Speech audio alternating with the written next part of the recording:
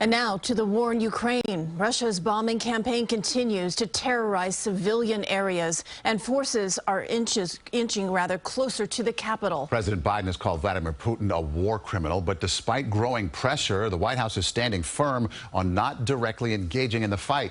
CBS 2's Jessica Moore here now with the latest. Jessica. Maurice and Christine, the UN says every single second a Ukrainian child becomes a refugee, with an estimated 1.5 million minors now fleeing for their lives.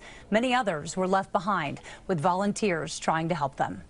Stunning new video shows the utter destruction to apartment buildings in Ukraine as Russian forces continue their brutal assault on civilian targets, including one not far from the presidential palace. The State Department now confirms an American citizen was killed in a civilian attack on the city of Chernihiv. Yesterday, Russian missiles hit a theater in Mariupol where hundreds of people were seeking shelter. The building's driveways clearly marked with the Russian word for children. The theater where up to 1,000 children and innocent were in the building was destroyed, but they were underground, so they survived. That was luck. But the targets of the Russian army are civilians. This is genocide of Ukrainian population. Inside a basement bomb shelter in Kyiv, nurses cuddle surrogate-born babies whose parents, many of them international, are unable to come pick them up, with airports closed and the war escalating. Dozens of orphans were rescued from violence in the country's war-torn east, but they aren't completely out of harm's way.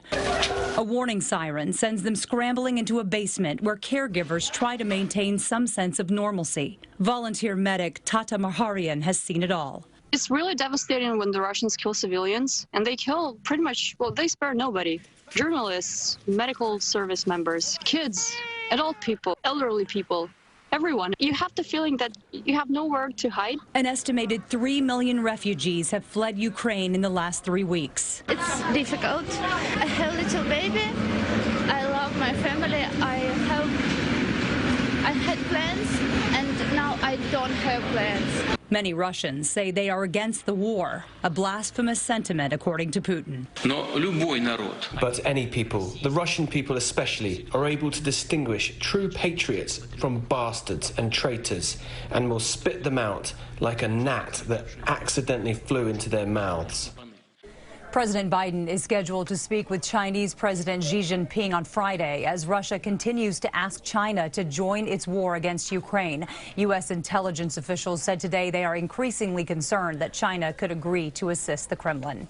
Live in the newsroom, Jessica Moore, CBS 2 News. Jessica, thank you. We have continuing coverage on the war in Ukraine on our website. You can find how local groups are helping Ukrainians at cbsnewyork.com.